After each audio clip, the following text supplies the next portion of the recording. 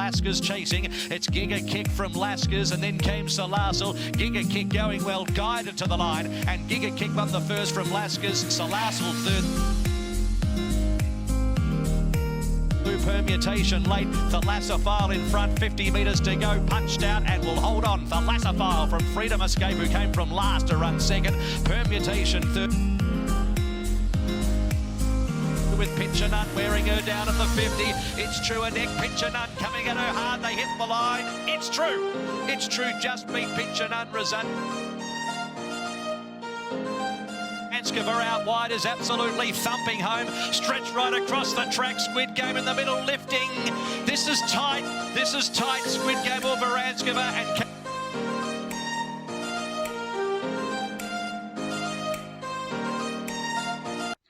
Welcome back to the channel for Group 3 Bletchingly Stakes Day. What a week it was last week, finding 4 winners. It could have been a lot more because I had 4 winners in a lot of seconds, but I'm happy I'm back in form. But let's get into the preview because I'm very keen on a couple this weekend. The Bletchingly looks a very, very hard race. And I'm actually going with the horse that ran second in it last year. But let's get into it, and I think you'll be pleasantly surprised with some of the horses I'm tipping. And hopefully, as always, winners. Race number 1 at Caulfeild is a Super Vobis 2-year-old handicap over the 1,200 metres. And I'm with Hayfie here. Kieran Moore and David Eustace trained this horse. Jamie Carr, first time riding the horse. 2 starts for the 1 win. The first start breaking its maiden, coming on to win by 3.75 lengths on debut over the 1,100 metres where Craig Williams rode. Then went to the Blue Diamond. Didn't get a lot of luck. Craig Williams also rode at Group 1 level on that occasion at the 1,200 metres. And I think Jamie Carr on 55.5 kilos. Market already respects it, opening 550. I'm very keen on this horse. Thrombone for second. Will Price is climbing off the 60. Jerome Hunter is the trainer. Very good horse. 4 starts for the 2 wins and a third. Has handled the straight in its races and has handled Caulfeild. And last start was over the 1,200 metres, so has to be given respect in this race. 1 start at the distance and for the win, and 2 starts on soft ground for 2 wins.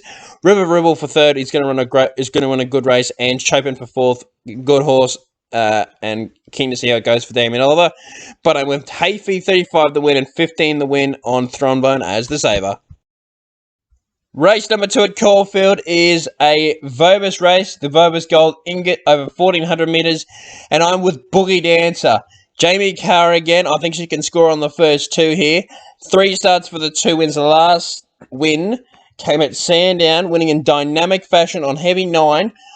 Over the 1,300 metres, so goes up to the 1,400 metres here and drops 2.5 kilos the horse from its last start effort, and it bolted in by 3.75 lengths. I think it's going to take a good horse to beat this, and there isn't many in this race, and I think Jamie Carr can score the first 2 for the day. Manhattan Thunder for second, can win. Frosty's first ride back. Has had 1 start for the 1 win at Sale, winning by 0.1 of a length. And it was a good win. It was a tough win, but still, I don't think it's going to beat Boogie Dancer. Berkeley Square and Credible Analysis over the odds at $21. But I'm with Boogie Dancer in the Vobis Gold Ingot, 45 the win for Jamie Carr to score the first 2 races. Race number 3 at Caulfeild is a Fleasamez Benchmark 70 handicap over the 1,400 metres. And I'm with Unusual Culture here. The booking of Linda Mead shows the intention to go forward on the horse and is carrying 65.5 kilos, where last start carried 54.5, where Linda Mead did ride. Does go up 6 kilos in weight, but I'm not too concerned about that. This horse came over from New Zealand and had pretty good form over there too, running in 2 Group 3 races and placing in both. So I think she can take this out. And little concern if I had one would be the wide barrier and barrier 12, but Linda Meachon, Kieran Munn, David Eustace, they know what they're doing, so I think that Unusual Culture can win this. Manouche for second, ever so consistent for James Cumming. Damien Oliver booked to ride, and he's only second up, and can improve of its last start run where it ran third at Sandown in a driving go. Awapuni Princess has been unlucky at past 2, scoring the second side of a photo finish, and then got through late to round second in its last run. Drawn wide, which I do like here for Billy riding it with 60 kilos, and arrives over the odds at $11, considering that she's going to run a place. That's guaranteed because she's got very good form third up, and she's a very good horse in general. But I'm very keen. Unusual culture, race 3 Caulfeild, $12 the win. Race 4 at Caulfeild is a Super Vobis 3-year-old handicap over the staying distance. The first of the two of them over 2,400 metres, and I'm with Forest Diamond here. Alana Kelly rides the horse and claiming 2 kilos, down to 53.5 kilos. I think this horse is going to be very, very hard to beat. It's going to handle the conditions, going to handle the soft track, and going to handle the distance.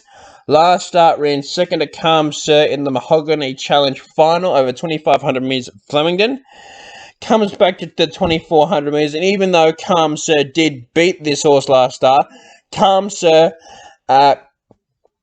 goes up a lot of weight, and Forest Diamond drops in weight from last start. So I think there's enough of a weight pull in Forest Diamond's favour to turn the table on him.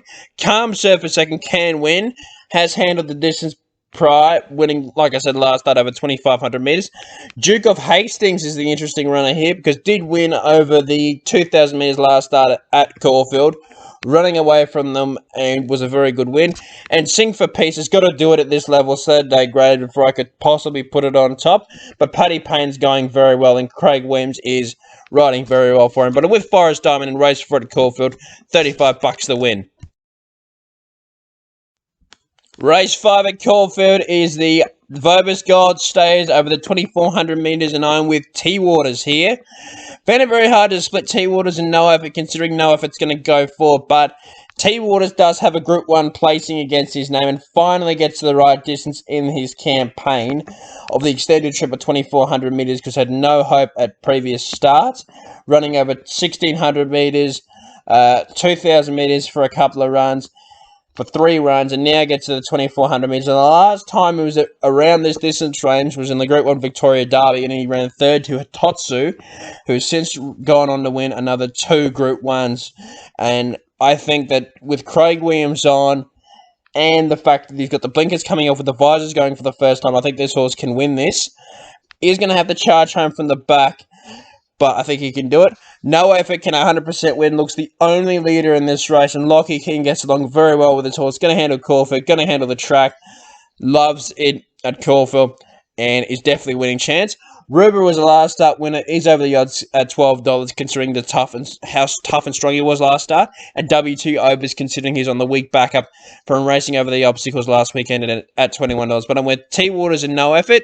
Race 5 in the Vobis Gold Stayers. 25 the win on T-Waters and 15 the win on No Effort if she can go to the front and bolt in. Race number 6 at Caulfeild is a 3-year-old Colts and Geldings handicap over the 1,200 metres. And I'm with Craig Williams again here with Sandy Prince, the ever so consistent 3-year-old gelding, 55.5 kilos. 1 start at Caulfeild for a third, 5 starts at the distance for a win in 4 seconds. Loves soft ground and loves any track racing conditions. And first up, 3 starts for 3 seconds. As far as I'm concerned, you can write the ticket and you can be collecting already because this horse is going to win. The biggest danger to it is Pachero. Been behind some very good horses this campaign in Passive Aggressive and Star Patrol. And did run second to Pinstriped in the Group 3 CS Hayes. So it's very good form for this. I'm Innocent for third is one of my roughies in the race, and the other one is Attractive Wolf for Peter Moody. But I'm with Sandy Prince, race 6 Caulfeild, 50 in the win. I'm hoping Craig Williams can get it home. Race 7 at Caulfeild is a 3-year-old fillies handicap over the 1,200 metres, and I'm with Jamie Carr again for Anthony and Sam Friedman here. 54 kilos she's riding at, and you don't see Jamie Carr riding at 54 kilos every day. But I think she can win on this horse, Snap. 2 starts at Pakenham and then at the Valley, winning by good space on both occasions. Then the trainers decided to try in the Group 3 Typhoon Tracy, which she didn't get a lot of luck. Sent her for a spell. She's back now. She's got the tongue tire coming off for the first time. She's run 1,200 in all her starts. So the distance is not a query. Distance, like I said, not a query. Soft track is a little bit of a query, but look, you're talking Jamie Carr. She's going to know what to do with this horse. I think she's going to bolt in. Chain of Lightning for second. 3 from 3. 1 from 1 on soft ground. 1 from 1 at the track. 1 from 1 at the distance. Can 100% win. So I should have won by the length of the Caulfeild straight last start. Had 0 luck. And she's all class over the odds 950. But I was snapped. Race 7 Caulfeild. $25 the win. Race number 8 at Caulfeild is the Group 3 Bletchingly Stakes. The feature of the day over 1,200 metres. And a couple of the runners here come out of the John Monash Stakes. 1, 2, 3, 4, 5 runners come out of the Monash. But I'm with the horse that's fresh here, and I'm with Streets of Avalon, the multiple Group 1 performed horse.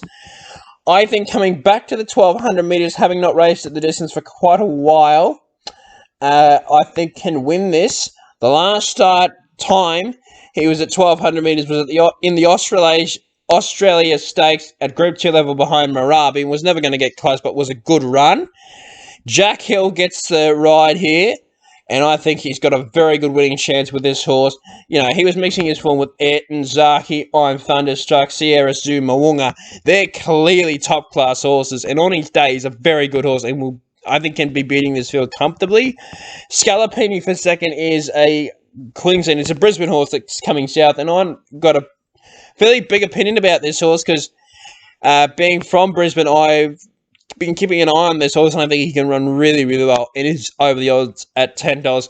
Oxley Road, with the possible drying out of this track, I think he can run really, really well because Peter Moody's opening come out and said through the week that this horse needs dry ground. And Sartorial Splendor for fourth is over the odds at $11, considering has run very good its whole campaign. And fourth up, Damien Lane I think is only going to run well from gate 7. But I'm with Streets of Avalon, 28 the win, and the saver on Scalapini, 15 the win in the Group 3 Bletchingly Stakes. Race number 9 at Caulfeild is a benchmark 78 handicap over the 1,400 metres, and if you haven't got a winner by this time of the day, you can back this horse with confidence in Lucky Decision. Peter Moody and Luke Nolan to get out in the last. I'm very confident that this horse can win 3 starts at the track for a second and a third. Query on soft ground, but with a likely clearing track, possibly getting into the good 4 range. 6 starts on good ground for 2 wins, a second and a third. 2 starts first up for the win. Margaret respects it already. I think it's going to bolt in here in the last. Night Passage for second. Carrying 58 kilos first up. Good performance. Wet ground query, but will handle the distance. Sig Positano wasn't given any chance last start at Sandon on the heavy track and probably didn't handle the track. Getting on the firmer footing. Billy Egan on. Beautiful barrier. This is this horse's last chance for one. And Mr. Exclusive is going to run a really good race at 8.50, and I think will shorten because he's got very good form third up, and he has got a very good form at the distance. Just a query, 1 win from 13 starts at Caulfeild, but I still think he can run well. But I'm with Lucky Decision in the last, $65 the win. My best bet at Caulfeild. Thank you for watching my preview for Group 3 Bletchingly Stakes Day. I'm very keen Streets of Avalon can take the feature out. I'm very keen on Lucky Decision in the last, but let me know what you think by leaving a comment below, and I hope you've enjoyed it. I hope I've got some winners. I think I have. I did very well last week, and I think I can carry on the form into this week, but let's get some winners, and thank you for watching the video.